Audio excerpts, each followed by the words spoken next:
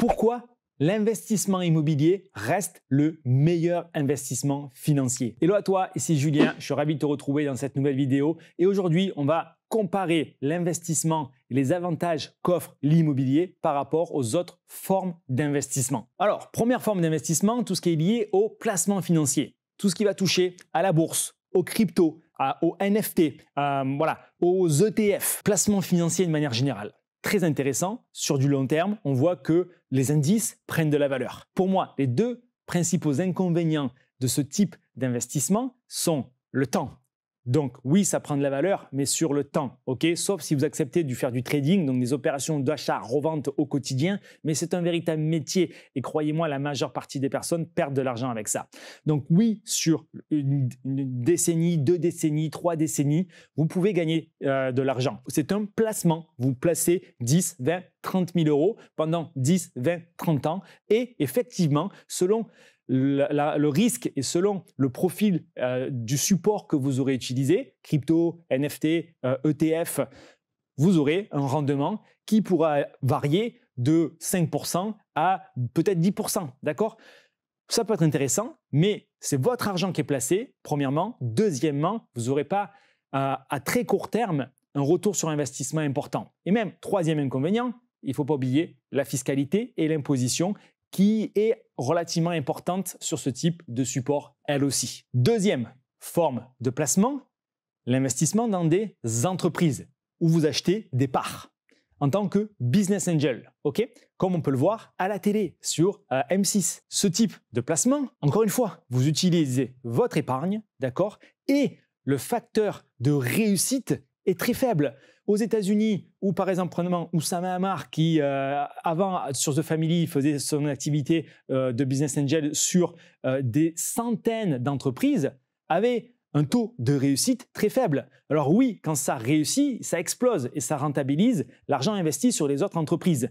Mais ces business angels-là, c'est un, des experts et deux, encore une fois, de l'argent qui est placé pour un facteur de réussite qui est très faible. Troisième forme d'investissement, l'investissement, pareil, en entreprise, dans le rachat d'entreprises en dur. Il y a peut-être un petit peu plus de facteurs clés de succès parce que c'est vous qui maîtrisez du coup la comptabilité, les décisions stratégiques, à l'inverse du coup des autres solutions que j'ai mentionnées préalablement. On peut racheter des entreprises avec l'effet de levier du crédit. Donc là, ça devient relativement intéressant. L'inconvénient de ce type de stratégie, c'est que vous allez devoir échanger votre temps pour votre rémunération. Et fortement, vous allez travailler et vous n'allez pas compter vos heures. Pourquoi? Parce qu'on ne le dit pas, mais l'entrepreneur travaille énormément, bien souvent, bien plus que le salarié qui est aux 35 ou aux 40 heures par semaine. C'est pas donné à tout le monde, d'accord? C'est assez complexe. Il faut bien être entouré, expert comptable, avocat, fiscaliste, et c'est plus complexe que de l'immobilier.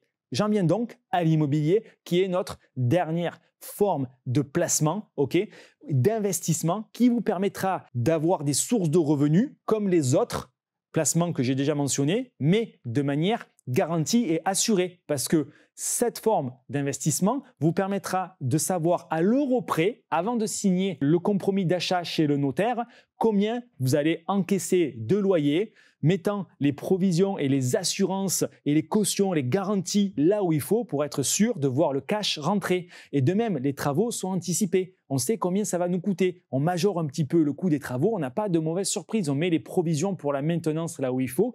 On a un business case qui est rodé pour les 10 prochaines années. D'accord? De cette manière-là, avant de signer chez le notaire, on sait exactement quelle va être la rentabilité. C'est 99% sécurisé.